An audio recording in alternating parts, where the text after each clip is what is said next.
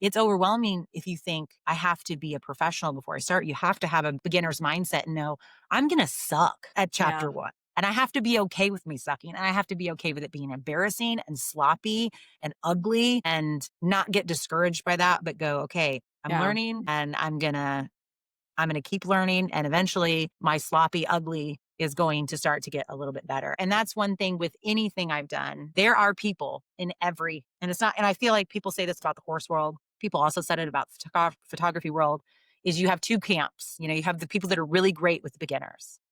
And then you have the people that will just put them down. Everybody has to start somewhere. Everybody's going to be a beginner at this and be the person. If you are in chapter 20 and you're looking at somebody at chapter 1, be the person that makes them want to continue. Be the Yeah. person that inspires them to do better instead of embarrasses them for being in chapter 1, because everybody's been in chapter 1. Everybody. Nobody's born good at anything. I know people who are really doing well at it and feel secure in what they're doing get really excited about helping other people who are trying to get into it and to start and starting where you're not good and things don't look pretty. There are healers on this planet with the power to soften the suffering of mankind, yet they have remained in the recesses of the world, abused, discarded, and labeled as trash. This is The Touch of a Mustang. I am your host, Shalise Clough, and I'm here to tell the story of wild horses, Mustangs, and the humans who are discovering and sharing their gifts while working to protect their well-being and preserve their spirit, so this divine power won't be lost. Join us on this quest with the wild Mustang.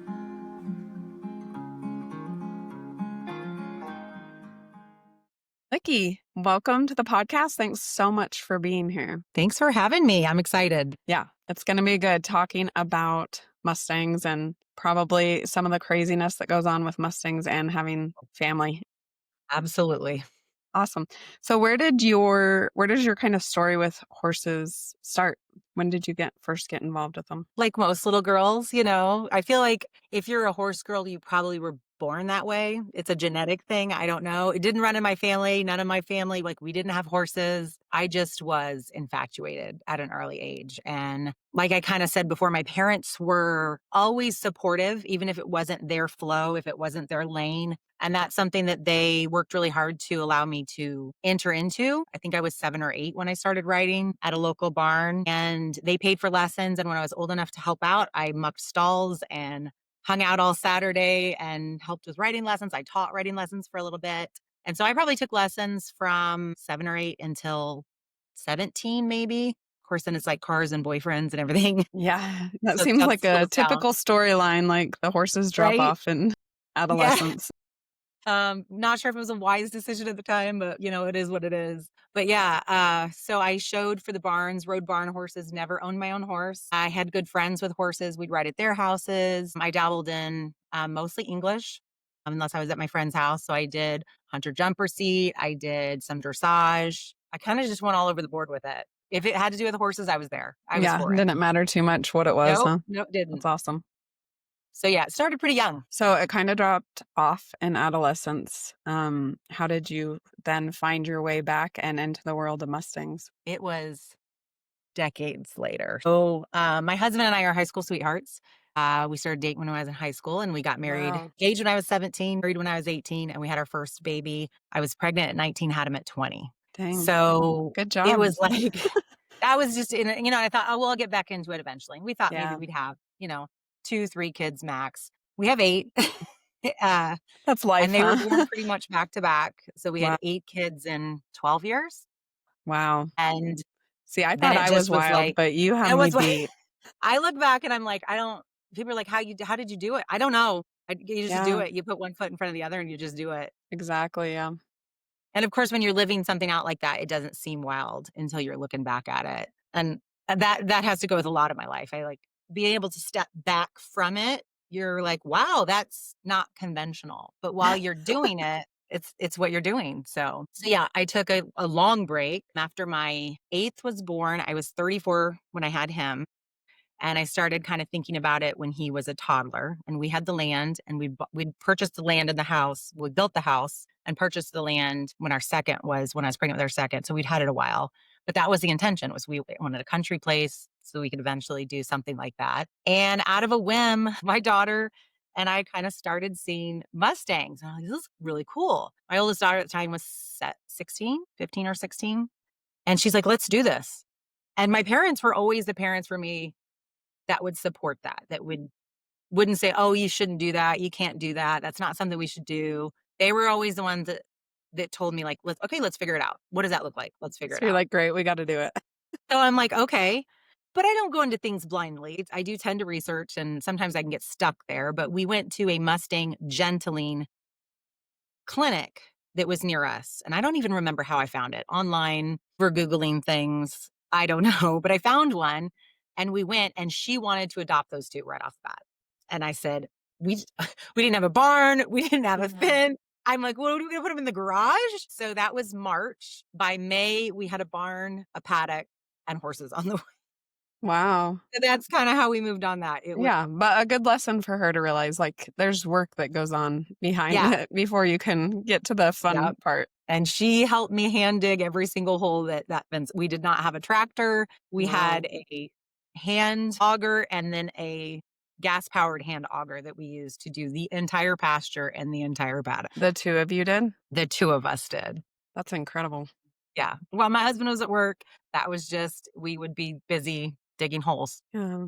But what a cool experience to have together. Yeah. Like, there's something cool about working with your kids and Yeah. It was a lot of fun. accomplishing something. And that Yeah. was over so we adopted them in 2021. So while it wasn't in the beginning of COVID, it was in kind of still that lockdown. Everybody's not doing anything. And we had decided at that point, we were going to just make our home, since we had to be there all the time anyway, like the coolest place we could possibly imagine. So we dug a pond that year. We got horses. We did a lot of, again, unconventional stuff, but it made it a lot of fun. That was really fun. Where did you guys find the horses that you brought home? So again, I cannot remember how I found her. Meg from Unbridled Ranch, and she has become one of my very good friends. She had done, I think I started following her on Instagram. She was doing a red roan at the time that was gorgeous, a little strawberry roan, and another horse. And I can't remember what the other one looked like. And I thought, okay, reach out to her. And that was the first two horses I think she had ever tipped, because she was a tip trainer back when that was part of the Mustang program. And I was like, we want horses. We want horses. How do we do this? And she was so great because, mind you, here we are, a 16-year-old and a 39-year-old who are, I had ridden, I had experience with horses, but it had been 20 years prior. Outside of just some pleasure riding here and there, I hadn't ridden competitively or regularly, and I'd never owned a horse. And I probably would have told myself, you're crazy. That's stupid. Probably shouldn't do that. Yeah, This is your those first are the horse. best things. Don't get two wild Mustangs that have never been handled before. But she kind of knew I was already set on it. She gave me all the information I needed to get. She was super helpful along the way. We could not have them at our house right off the bat because they were not tip trained. They did not. I don't know what the requirement is now for you to have them without 6-foot fencing, but that time they had to pick up all 4 feet. I think they had to load in a trailer. So they had tip trainers at the time. So she kept them. We picked them out down in, is it Falls Creek in Tennessee, I think is one of the holding facilities down there. And we showed up there, me and my daughter, to our pickup truck and drove down there. Never met Meg before, stayed at her house, and then drove with her. She lived in Kentucky at the time. We drove down to Tennessee and we arrived. We didn't realize that we were picking out of horses out of a Mustang Magic pen. So they were some really pretty colors. They were some flashier ones. They were made for people that were coming to pick up for Mustang Magic. And now that I know what that was and are kind of in that world now, there was a couple of really cool trainers there that I had no idea who they were at the time. Yeah, They were you doing, didn't even know to be impressed, huh? no, I didn't. But they got first pick. And the horse that I wanted was a Gruya. Picked her out. Of course, domestic horses, you pick them out due to, you ride them, you check their papers, you check all the confirmation. It's like wild Mustangs, you go in and be like, that one over there, that one looks good. Yeah. Because you don't have that ability to do that. Right. So I picked out this Gruya as my first choice. And then I got a second choice, third choice, fourth choice based on the photos that Falls Creek had posted. And they all went, all of them. So we were kind of down to, because we got last pick, we were down to what was left and I just couldn't make a decision. And then I get a call in the middle of all this that my third born and fourth born were in a T-bone accident, like a Oh car my T-bone, gosh. and they were No, getting sent to get looked at. And I'm in my no. head spiral. And Meg was so like one of our, I think our main hinges of our friendship came from she prayed over me. And it was in that moment, that's what I needed. It really was. Man. So it all just went crazy. All of a sudden I'm thinking, what horse am I going to pick? And now I'm thinking my kids are, I'm in Tennessee. My kids are back in Illinois. They've been in an accident. They were okay, but you're still kind of shaken up. And come to find out, the Gruya that I picked had an injury on their fetlock, a pretty big gaping injury, probably from a trailer, getting them in and out through the Oh, chute. And the Mustang Magic trainer that picked them didn't think, they didn't know if it would heal up without stitches. And of course, at this point, we have an unhandled horse. So what are the yeah. probabilities of actually getting stitches? B, you would add time and you have 100 days. So it wasn't a good choice for her. She defaulted that to us and said, do you want her? And I said, absolutely. So they, loaded him up, scared him into the trailer. Cause at that point, that was pretty much all you can do with him at Yeah. the point. That You is start pretty driving. accurate about what you do. Yeah. I mean, you flag them in, that's the only way they can go. It was pretty uneventful, but it was just a crazy day in my mind, just because of all the Oh, new yeah. excitement and then the car wreck and everything. So it was a very eventful day. A It was lot a of character emotions, building I bet. day. Yeah. So how did that go with the injury on the Grula? It was, and of course, most of the story, you look back, hindsight's 2020, and you see God's hand in it all, but Mm, fine. Nothing came of it. So Meg wow. had our horses for 30 days because they had to meet requirements to come home to our house because we had 5-foot fencing and she had 6-foot fencing. Right. And she kept me posted the whole way and said, everything's looking good. It's healing up. It doesn't look infected. My horse, so we got 2 horses that day. I got one and my daughter. Mine was the Gruya and hers was a bay. And my horse was actually the first horse to pick her feet up. And she was ready to go before my daughter's horse was ready. And she was a little bit trickier with her feet. And that was the only stumbling block there. But we hit it. I want to say it was 30 days. Maybe it had been a little bit more. But Meg drove them up first. We didn't have a trailer. We had no way of transporting them. So she transported them up for us. And actually, that's what she does now. She transports Mustangs when people adopt them and transfer them to wherever they need to go. So she did that for us and dropped them off. And that was, I believe, July.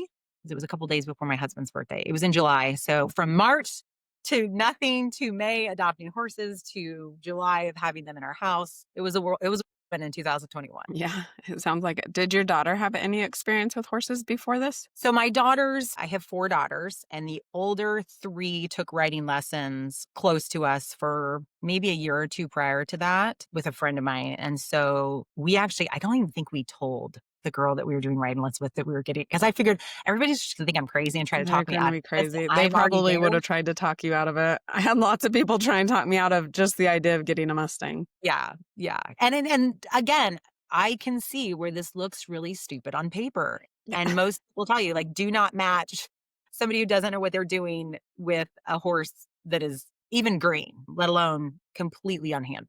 So I am not advocating that. I don't think that's for everybody. I know my personality, and I knew that if I believed I could do it and I put in the work that we would get it done regardless. I'm stubborn. So we we did it, and my daughter did along with me, and it worked out. It worked out well. Did So you have any doubts as you're going through this process and kind of doing that's a the thing? yes, but it wasn't doubts, like long-term doubts. It was in the moment, what am I doing? How do we figure this out? What did I get myself into? But it was never, I shouldn't have done this. It was just like anything, when you hit those hard spots, you always second guess. Or at least I feel like I do.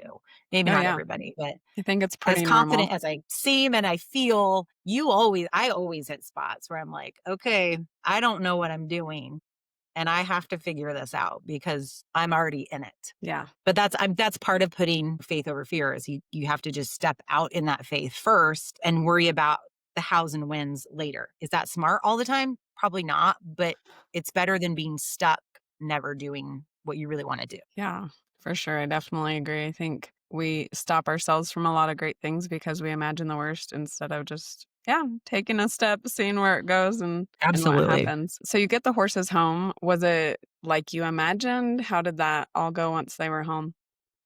So 2021, I gotta think back. This has been a bit. So 2021, my son child got married. About 2 weeks before he got married was our first sit I could get on. We had saddled, we'd gotten over saddling. So Meg did the tip trainings. When they came to us, they could lift feet, they could load into a trailer, and they could be led by a halter. That was the extent of the tip training. Meg did a great job. But when they came to us, we're different people. And the only exposure that these horses had been with her and occasionally I think her husband. So it wasn't that we started from ground zero, but we definitely didn't start where we didn't pick up where she left off. Right. We definitely was a reverting back several steps. So we got them leading again. We got them to trust us with their feet. We started work with a saddle. And I will tell you what, we started with a gifted saddle. This gifted saddle was an old Western pleasure show saddle. And if you know anything about Western pleasure shows, they are 500 pounds of metal and leather. I'm exaggerating, but still, when you're But close. when you're holding a saddle above a horse's, and bringing it up and setting it down, Yeah. because you don't just plop it up there. You've got to Swinging get them up used to there. him Yeah. swinging it.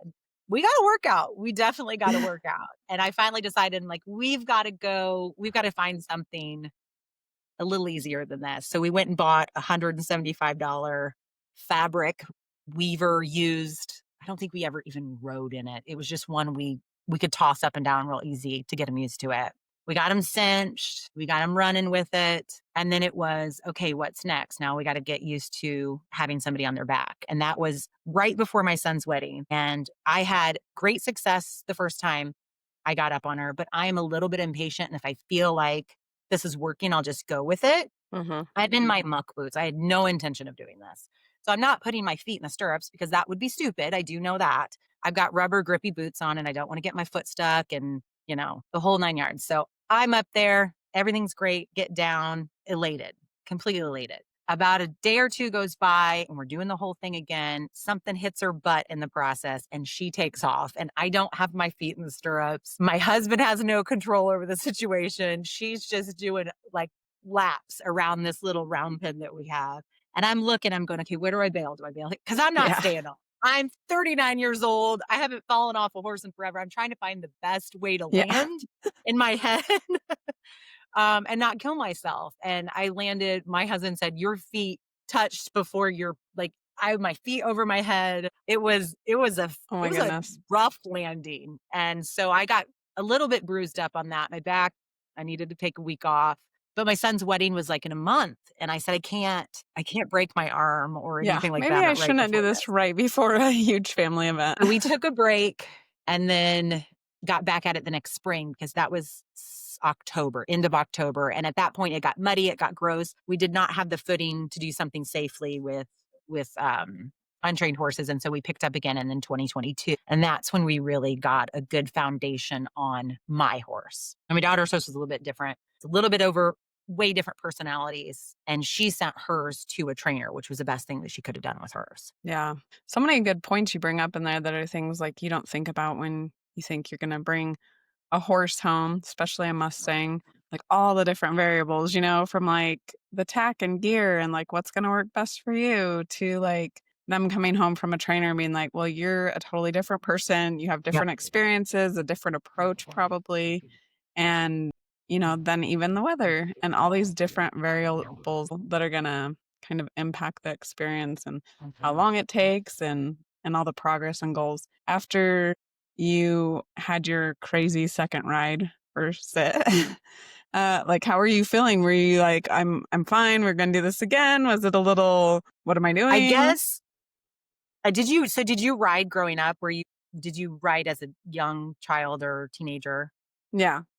Okay, so you probably know, at least in my anecdotal experience here, when you're a teenager, I would hop on anything, and I Yeah. didn't think about it. And you know everything and you know how to do everything. Yeah. Yes, and I was never capable of dying. Right. It was I wouldn't ask, "Is this horse broke? Does this horse know how to do this? Does this horse rear? Does this horse buck?" I would just, "Okay, it can wear a saddle. Awesome, it's rideable." Which was probably a mix of ignorance and overconfidence, maybe. But it worked and I was okay. It worked out. But as a 39-year-old mom of 8 who, has taken care of kids and Yeah. knows her own mentality, it scared me a little bit Yeah, the because stakes are a little higher. yeah, I thought it felt like I broke my back. I Oh, didn't, I don't man. think. But I'm thinking I don't wanna hurt myself, and this is a d I mean, even in under the best circumstances with trained horses, it is a dangerous sport. That being said, depending on what your passion is, there's always a risk for reward for stuff, and I still this day know that it's a dangerous sport. I know that's a dangerous sport with my kids, but at the same point, if you are passionate about that, that is a risk you're willing to take, and I would rather end my life and say not end, but at the end of my life, be able to look back and say, I took those chances and I may not have come out perfectly and I may not have come out with a, you know, not scarred body, but I did those things. And I'd much rather that than live to 100 and never do any of those things. Yeah. So some people's thrill is riding motorcycles and they feel dead without it. Some people's thrill is skydiving. Some people's thrill is taking the trash out. Your level just depends on what your thing is. And my thing was Yeah. horses.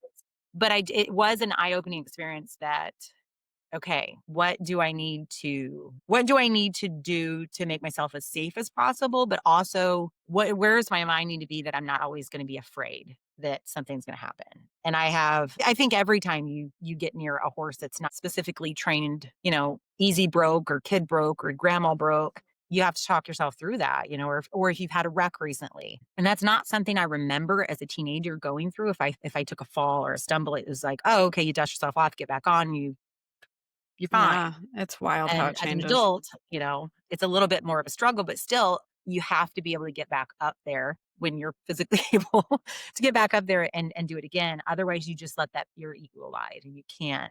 That's not a way to live. I don't want to live that way. Yeah.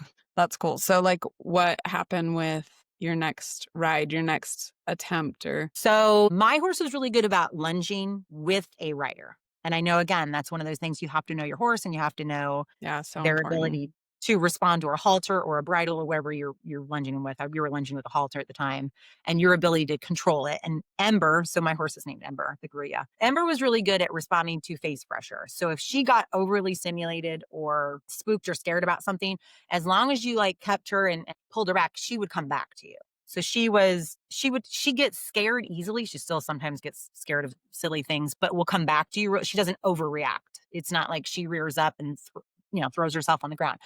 Now, my daughter's horse is a little bit more of a bigger reactor, Oh, but man. less than set her off. So knowing the difference in the horse, I said, we need to start with a lunge line. I think that would be our best bet. And my husband doesn't lunge. And my second youngest daughter, my 14-year-old said, well, I'll do it. And I would rather be in control of the horse. She didn't know how to control the horse, but she definitely could sit it. Like she could sit out more bucks than I thought this horse was willing to put up, especially since I've been on her and I had ridden around. Only thing she did with me is just took me for like a little crow hopping thing around the pen at a fast speed, but had somebody been there to hold on to her, I don't think it would have been as big of a reaction. And so I said, okay. And we did get her first technical ride so it was my 14-year-old sitting. I had the lunge line. And of course, the minute she felt the bounce on the back, which is I think what spooked her with me on her last time, she kind of took off and I was able to kind of pull her back to me. And that session ended so well. Once she realized that bouncing was not anything that was going to kill her, it was just that weight kind of being redistributed in the saddle. She's like, oh, okay. And if you look at the clips, because we did that whole thing recorded, if you look at the clips from the very beginning to the end of the session, which was like 20 minutes long, it wasn't even that long. It was a totally different horse. She's like, oh, okay, cool. That wasn't something to panic about. And then after that, it was pretty, she's really smooth. I mean, she's a really smooth horse. So even Faith, who was used to riding some very well-trained, like 1D barrel horses, said she feels like butter compared to some of the ones I've been on. Yeah. So it was kind of cool to kind of see it all come together pretty quickly. That is cool. And then how are things going with the bay during this time?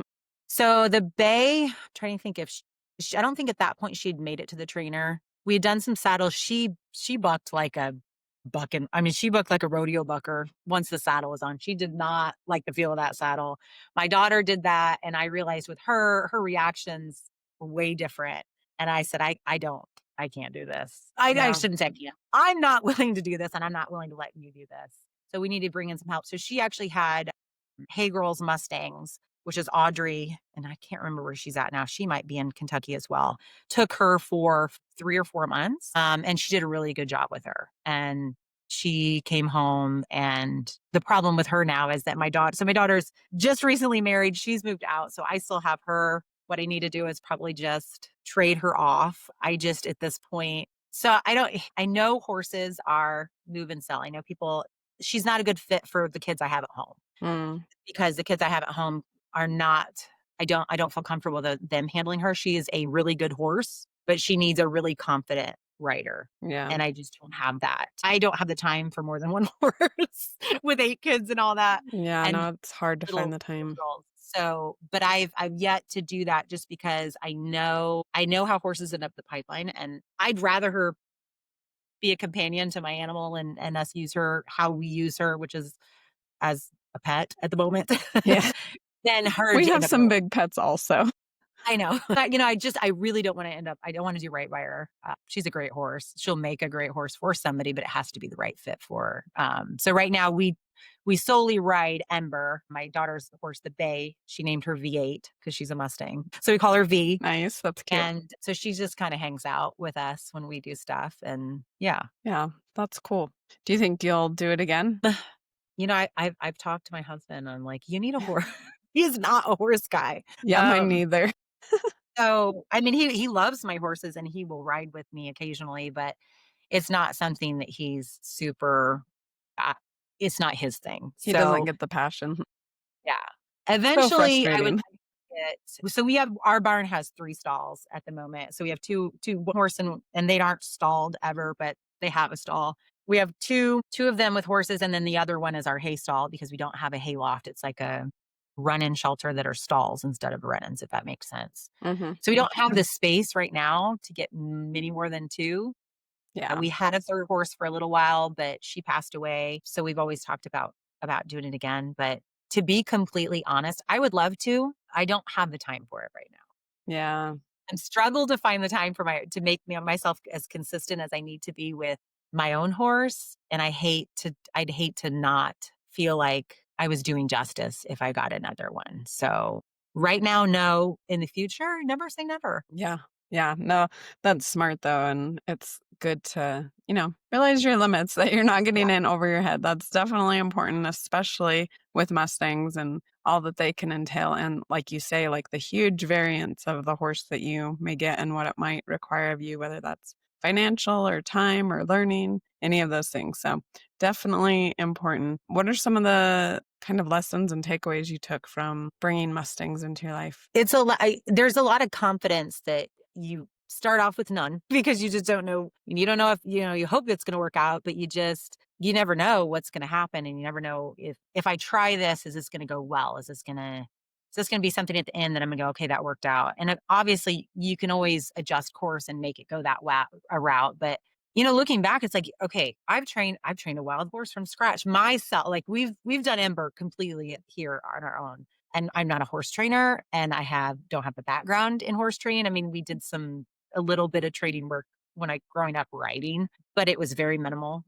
And in my mind, I thought it was more than what it was, because I think when you get finished horses, when you're riding finished horses and even halfway finished horses, it doesn't require the amount of horsemanship knowledge that Mustangs do, or that training a horse does, or that starting a True. colt does, and even domestic colts. The world opened up to me when I started realizing all of the stuff that went into getting them desensitized, getting them used to stuff, getting them where they're not spooking at everything without flooding them. All of these things, I had no idea back when I used to write. Had that been taught to me along with just heels down, chin up, shoulders back, looks great, smoother transition, ask for the flying lead change. If the mechanics of horsemanship were taught along with the mechanics of riding in most horseback riding lessons, I think your outcome would be totally different. Yeah, I agree. I think you're really right. We teach such limited information about horses with the assumption that you're going to have a horse that doesn't need you to be very present or knowledgeable about them. And yeah, kind of teach some very basic different mechanics for riding, but not necessarily for your interactions with horses. That's very true. So, yeah, so my confidence in my horsemanship went up even when I didn't think it needed to, I guess is the that sounds arrogant, but, it was ignorance. I didn't know what I didn't know back then. Yeah. And I thought, what you start getting into this stuff, and in this day and age where with Google and YouTube and I laugh. I always say I'm YouTube educated, but it's Yeah. in the same sense, you can learn a world of information easier than you ever could in any time in history. And I have a love-hate relationship with the internet. Trust me. Yeah, same. I really Same. do. Sometimes I talk to my kids, I'm like, I really wish I would have raised you in the 80s and 90s because I it's know. Can we just go back so in much time? easier. But wait, I do need my Google Maps. But then I think, okay, if I wanted to learn all this stuff, I'd have to go check books out from the library, which would have been one. We're at a small town. I mean, the town that we live in is 400 people, and we don't even live in town. So, Oh, wow. it's just one of those where the world is at my fingertips, good and bad. But if you choose Yeah. to look for the good in it, you can really open up a world of education and learn off the backs of, Buck Brannahan and all Right. the From other. the best. Yes, and for free. Right. Like, I can't even imagine getting that knowledge in any of my barns, even if I look at the wisest people there, and I respect the barns that I rode at, but having an unlimited access to that person was not, you got them for an hour, your trainer you got for an hour, a couple times a week, once a week. And even then it was, again, more focused on your riding and your, showmanship than it was about the horse itself. And learning that is, I think, crucial. I think it should be taught together 100%. I agree. I wish that it was more. And I wish that, sometimes kids had horses that were not, they had to do a little bit of work to to kind of get that relationship going. Cause when you have a horse that's just kind of been there, done that, Yep. gone through kids or people, then yeah, it's a totally different experience than a Mustang that you really need to build a relationship with. And like you say, you have to know the differences in the horses and how they're going to react. And I found the same thing. Like, I didn't even think about most of that stuff until I got a Mustang, It was just kind of like, they're misbehaving. This is how you correct it. And beyond Yep. that, just hop on and ride. And it grows you. It 100% grows you. I would hope. I don't think it's for everybody, and I'm not trying to say a Mustang is for everybody, Right. but It's definitely when you not. get that experience, it really makes you aware of things that you would never be aware about before. Just like they in the wild have to be aware of everything around them just for their own survival. When you're dealing with an unhandled horse, you have to be aware, and there's little things.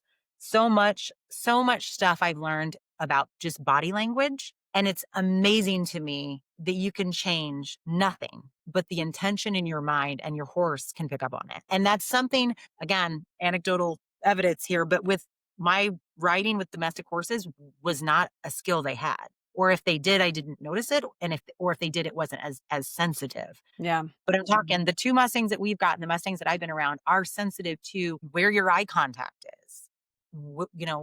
If you're slightly above ahead of their drive line or a quarter inch behind their drive line, it's so minute that you can almost like think the thought. And because you thought the thought, you make a slight difference. And I don't even know what the difference I made was, but the horse Right. picked up on it. Yeah. It's crazy. So true, though. They're so in tune to everything that's happening that you're like, I didn't Yeah. even realize I was feeling nervous, but they Yeah. could tell that I was feeling nervous, and that totally changes the experience. And it's funny. I just had my daughter. So my second daughter is now 17, and she was riding Ember the other day. And I said, you're not looking where you're going. How is she supposed to know? And she's like, well, she's not going to know because I'm looking. And of course she looks the other way, and it's okay.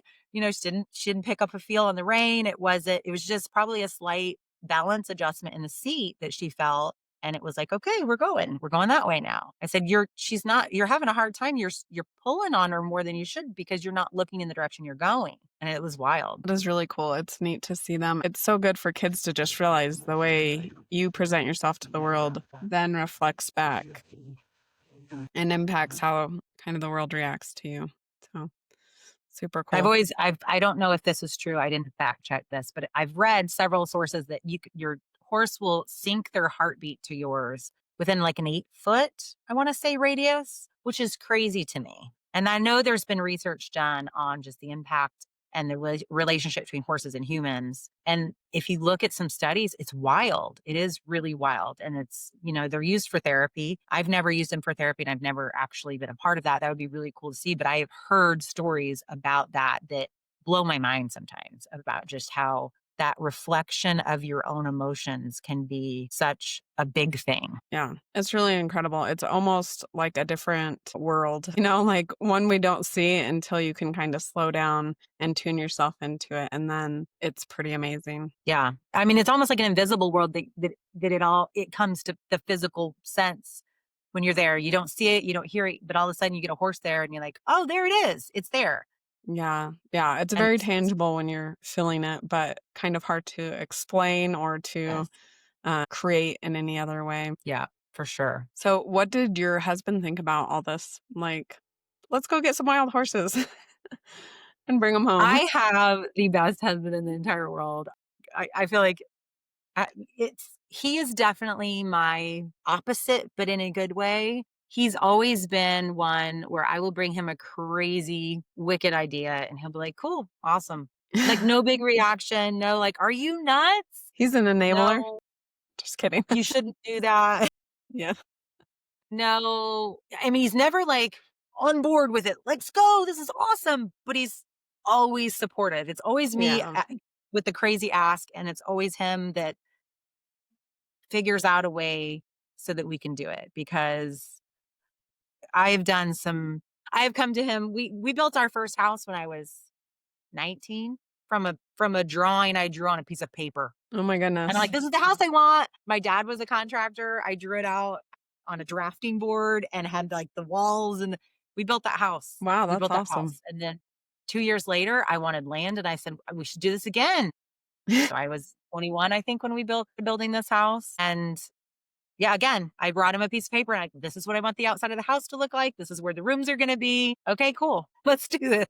Yeah, that is really neat though. So That's he's cool. been super supportive. If I told him I wanted to bring another one, he would probably question my sanity, but it'd probably happen. Yeah. It'd be all right anyway. Yeah. I keep telling him we need to have, I want a Palomino out there. I really love blue roan. You just kind of have to, Yeah, you need one of each color, right? At right? least some color variation out there. Yeah, that is the fun thing with Mustangs is you don't really know what you're getting. There's some, small hints you can look at, but beyond that, it's kind of just choose your own adventure and Yep. see Yep. where it goes. And even so, how they act when we picked up our horses, we kind of were looking at how they were reacting to other horses in the corrals with them. They were in with maybe 5 or 6 horses apiece and how they were acting. But you're getting a 15-minute glimpse of Yeah. a very not normal situation. They're put in with horses that they just arrived in a trailer with and are now in a new place, and they're 24 hours out from that. So they're not what you're going to see all the time. And personality wise, I don't think I had any clue about what one was over the other. They didn't look mean, they didn't look crazy, but they also was not able to distinguish this one is going to be the one that reacts bigger but to less things. And that was just something we figured out working with them. They're just 2 totally different personalities. Yeah, it's definitely a journey and a process, which is part of what is so cool about it because it's not a horse you're jumping on and riding. It's a horse that you're really, like you said, you're going to learn and grow together and find out a lot along the way and need to use all that vast information that's online now. Yep, yep. And it's when you're making your own horse and not buying your own horse, I will say there's advantages to not having to work with problems other people have put in them because, riding at barns, there's always that horse that they always put the beginners on that is that's dull, it won't do anything, but still has all those, okay, well, this is what you have to do with this one because that's just the way they are. And they've been like that for 10 years. You've got kids pulling their mouths. They're not sensitive. So even the horse that's been ridden and started in a way, the leverage of my legs, how I use my seat is going to be different from who trained them. Hopefully I ride decently enough that it's not going to be that much worse. But when you have other people trained, how far forward you put your foot when you're asking them for a your front move over and how far back you put your back when you're asking for a hind yield. It all depends. And when you're doing it yourself, you're getting a horse that's super sensitive to you because you're more consistent than what if everybody in the world's riding your horse. Yeah. So That is a definite benefit, like, you are able to teach them the way that's gonna work for the 2 of you, and, yeah, every horse is still not, mechanical creation. They all have feelings and Yep. emotions and experiences that are gonna come with them, which, like you're saying, if we could teach the people interested in horses that a little bit earlier, a little bit more, it would be really good for the horse world as a whole. Yeah, and good for the horse that they're using in that because I've been on horses where you've had to train out bad not bad behavior, but just learned behavior. Because every time you ride a horse, you're teaching them. Yeah, learned Every time. behavior. Yeah, and when you've got a lot of people riding horses, you're gonna have a lot of variables going in, and that is one nice thing with the Mustangs is they are a clean slate. You're not working against anything else that may not have been. Now, that being said, I was always scared, like, am I gonna mess up? Am I gonna make this right? Am I gonna do right by this? And I think you probably could totally mess up if you really tried. But you do realize that you don't have to get it perfect every time. You can learn this as you go. You can touch things up.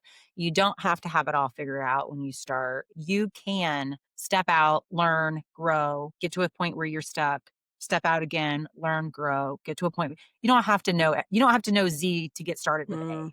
It's just not yeah. necessary in almost anything that you do. Yeah, that's huge. Yeah, because if you went into it thinking that I have to be buck before I start, you're never gonna Yeah. start.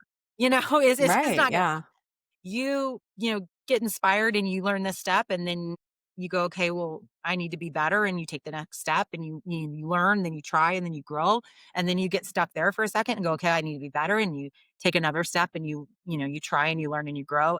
And you have to get to the end goal. And really there's never any end goal. One step at a time. You're not flying to that end step. You're not ending up in chapter 20 after reading your first chapter. You are taking it step by step. And it can be anything that you do, especially when there's not an end goal and it's like a lifelong thing that you're never going to get to arrived at.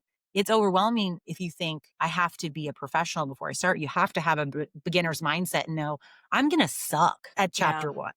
And I have to be okay with me sucking. And I have to be okay with it being embarrassing and sloppy and ugly and not get discouraged by that, but go, okay, I'm learning. I'm Yeah. learning and I'm gonna keep learning, and eventually, my sloppy, ugly is going to start to get a little bit better, and I can look back and laugh at that. Definitely know that that's where you start, and that's one thing with anything I've done. I've gotten into photography, I've gotten into horses, I've gotten into a lot of different things. There are people in every and it's not and I feel like people say this about the horse world. People also said it about the photography world, is you have 2 camps. You have the people that are really great with the beginners, and then you have the people that will just put them down. That, Yeah. part of it is just ignorance. Everybody has to start somewhere. Everybody's going to be a beginner at this and be the person. If you are in chapter 20 and you're looking at somebody at chapter 1, be the person that makes them want to continue. Be the Yeah. person that inspires them to do better instead of embarrasses them for being in chapter 1 because everybody's been in chapter 1. Everybody. Nobody's born good at anything. Yeah, and I think the people who are really doing well at it and feel secure in what they're doing get really excited about helping other people who are trying to get into it and to start and starting where you're not good and things don't look pretty. Yeah. And it's easy to look at that and be like, "Oh, well, that was a mistake." Well, of course it was a mistake. Everybody makes mistakes, and you're gonna make mistakes the entire way along. And those people that go, "Okay, well, like, let's figure this out. Let's help you figure this out and help you move forward and help you want to move forward," our goal, our absolute goal. And that's hopefully we can all learn from that. I feel like that's the kind of person I wanna be. I don't ever wanna be somebody that's, "No, I can't believe this person's doing that." And part of Yeah. the reason I didn't talk a lot about never owning a horse before I started this with a lot of people in the industry was because I knew that's where it would go. My face doesn't lie sometimes, and I'd be like, did I ask for your opinion? No, Yeah. I did not. Thank you. Move on. I probably wouldn't have been very nice with my words. But again, I met several people and my parents are my neighbors, which is great. But that were like, you can do this for sure. Like, Yeah, that makes such a you got difference. it. Yeah, And it's even so when I didn't feel defeating like if I you got get it. yeah, it's so defeating if you get the other message when it's like you already know that you don't know everything. You already know you kind of suck. Yes. But to have those people that are like, "That's okay, like, keep with it." And I think the cool thing about that is if you can do that to begin with, You can do that every time you hit something new that's hard, that you don't know how to do, that you're not very good at. And what a difference that makes just over a Yeah, lifetime. absolutely. If you're too embarrassed to suck at something, to do it, you'll never learn anything because that's your starting block. You're always going to start there. Yeah. So, and I think part of and that's of course my love hate relationship with the internet, and then part of Yeah. that is when you put yourself out there, and you probably know this from being online. Yeah. And, there's you can do 2 things. You can only put your highlight reel out there. You can only put what's perfect and nice and, and everybody's gonna say, "Well, you're fake," and or it's not realistic or it's not, showcasing everything. Or you can put everything out there and then you're picked apart by the mistakes you make. And Yeah. it's hard. It's not an easy road to be on when you feel like, "I'm gonna put this out there and I'm gonna have to put up with the idiotic comments," like, "That shouldn't have." Of course, it shouldn't have happened, but it did, and this is what we're Yeah. learning. Yeah. Yeah, that's very true. It's really tricky kind of exposing yourself in that way in Oh, something that yeah. you have this passion for, this desire to do, but maybe you don't know how to quite get there yet. Yeah. But the main point is you're trying, and I am 100% open to constructive criticism or ideas or knowledge, but it's got to come with a kind heart. And when you're delivering things, like, we've got to learn that. We've got to learn that in every, not just the horse world, but in life. You're going to, like I said, you're going to be the person that discourages that person from trying again because they feel silly, or you're going to be the person that inspires that person to try again because you can go, "Hey, I screwed up. We've all screwed up. This Yeah. isn't this isn't gonna kill us. We can just keep going. With horses, it might kill you, but." That is true. There is a real aspect of safety involved, but you're right. Like you can't ever truly learn until you start doing something. And, I think we've both kind of talked about how we did this, but it's maybe not the best way. But I do think there is something really incredible to like going in kind of hard and crazy. If you're willing to learn and you're willing to learn how to do it the right way, because taking Mustang, those untouched or just tip trained is a totally different experience than getting one that is under saddle and you think it's going to be perfect. And like we've kind of already talked about, even that horse may have some quirks that are coming out down Absolutely. the line. But when you've worked with them so much, you can kind of be like, oh, I know exactly what happened. Oops, we messed up there. Yep. Or, this horse is different. And now I know about this horse. I have one horse who she does not like being tied up. She will flip out with pressures against her. And, I didn't know that at first. So there are some times where I'm like, oh my gosh, I feel so bad. But now, I know like even walking, if you just try and pull her, she'll freak out. But if you just let her have it back for a second, she's like, okay, I just want to not be forced. I want to like Yeah. choose to walk beside you. So those are all things that you get to learn when you kind of do go into it where it's like, I don't know it all. I'm going to do this. I want to do Sure. this. And I'm going to learn along the way. And I'm going to, stay humble enough to learn. I know for me, I kind of ended horses when I was an adolescent also, when you think you know everything. So as I was thinking about horses, I'm like, oh, I know lots about horses. And then like I Yep. get them and I'm like, maybe not. Right? Yep. Yeah. So Yeah. it is a really amazing learning process It for is. anyone who wants to do it. But I definitely agree, have some good mentors in place, have some people who are supporting you, and definitely take your time and learn in the right way. But certainly possible if it's something that people want to do. Yep. I think if your heart's there, you'll figure it out. Yeah. Yeah. And that is true. Like the heart and the dedication. Like you started this, see it through, stick with it. Cause I think a lot of people think it's going to be a magical experience. And there's some really cool stuff about it, but it's also very frustrating and Oh, for discouraging. sure. Yeah. So, yeah, you really do have to realize like it's going to be a process. It's going to be hard and willing to stick with it if you're going to have a good life with a Mustang, I think. And I think it totally is a magical experience, but it's a hindsight. You can Yeah. see it in the rearview mirror while you're going through some of it. It's like not being able to see the forest through the trees. Like when you step out of it, you go, okay, that's really cool. I look back and I said, like, we got 12 horses. Some 16-year-old and 39-year-old mom decided one summer to get some horses and we rocked it. Yeah. Those years that we were doing it and it was frustrating, it didn't feel as magical as I Right. can speak about it now. Yeah. And sometimes it's like, you have days or months or years of like hard stuff. And then it's like, oh, you get like an hour or something that's really awesome. And you kind of got to Yeah. grab onto that and let that carry you through because Yeah. the work comes first for sure. And my husband knows my attitude and my mood highly depends on did I get the ride? Yeah. How did you kind of manage that to be able to work with your horse with, having 8 little kiddos running around here and there and everywhere? Well, they are definitely desensitized to kids Yeah. yelling, screaming, running, and dogs barking. So Yeah. that's good. Those are important. My horse is actually, Ember is a totally different, it's weird to see because I've never seen this in such clarity with other horses. Totally different horse with my little kids. Totally different horse with my little kids. Like she knows. And the Instagram account that I used to have based around our family, when I would share clips, I would have people go, she acts totally different around little kids Oh, really? They noticed too. from the start. And she does. I mean, you could pick up on it, no problem whatsoever. But finding time was the biggest issue for me. It still is the biggest issue for me, to be completely honest. Yeah. I'm not consistent like I should be. I should be more consistent. I can't should all over myself though, because it is what it is. I have the time I have. My life is what it is. I hate people who say we all have the same 24 hours in the day because we don't.